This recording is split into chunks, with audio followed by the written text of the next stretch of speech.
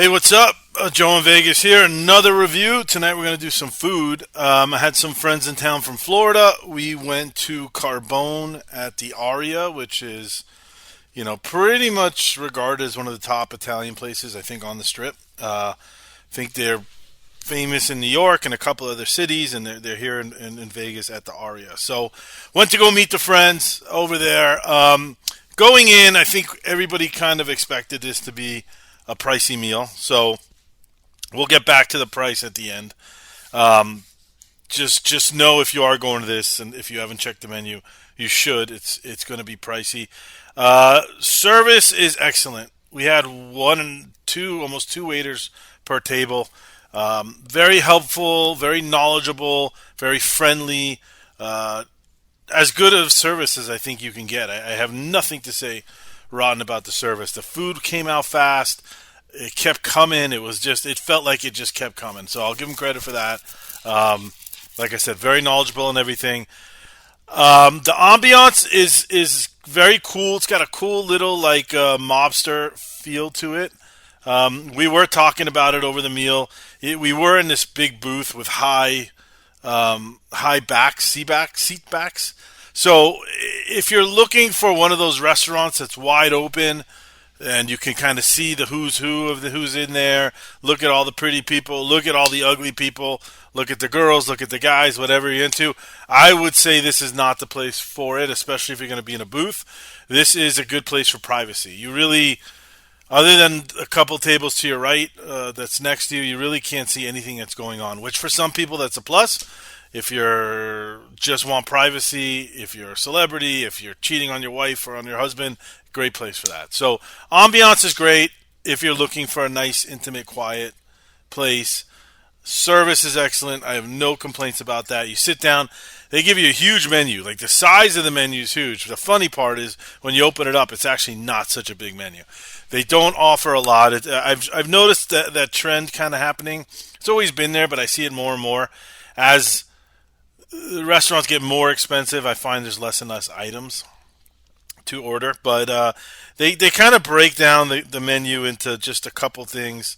The antipasta, the soup and salads and pastas, chicken, meat, and fish, and that's kind of you have 6 or 7 options per category, if that much, and it's up to you to choose. So we had the guy encouraged it, the waiter encouraged it, where he immediately told us we encourage family style. I don't know if that's a strategy to get you to order more, because we ended up ordering a lot of different things.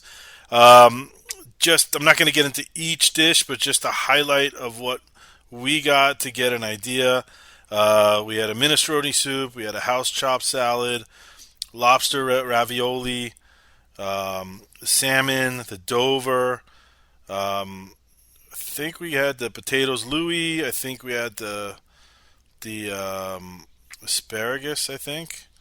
Trying to think what else. So we had a bunch. The table was full of food. There was no doubt about it.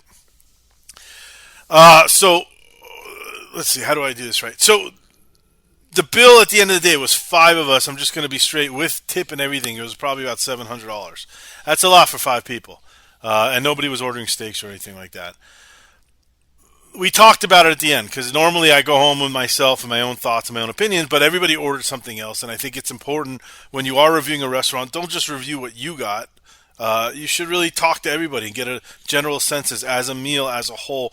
What did you feel? And another thing we ordered too, and this is kind of what they're known for. So we ordered, it was the spicy rigatoni vodka, which is, I think, their most signature dish in all their locations.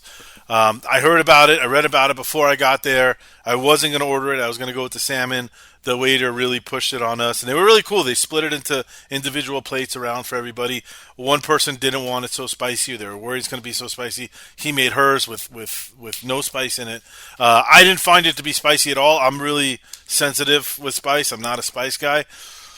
I maybe had 3 out of 10 on a spice level. I didn't find the regular. I thought it was delicious. Of everything on the table, I actually thought that was the best thing. If I ever went back there, that's 100% what I would order, and I would recommend you ordering that as well.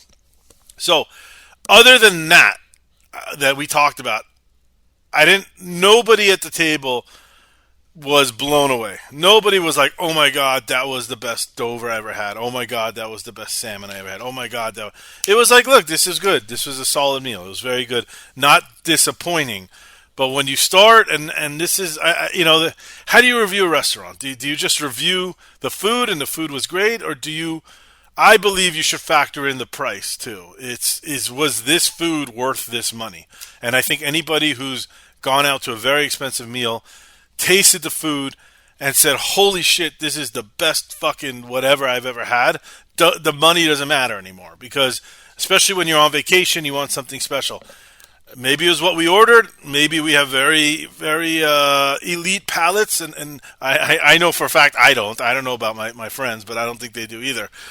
Nobody was like, "Wow, this is incredible. Next time we're coming here, next time we're in town, we're going." Nobody felt that way.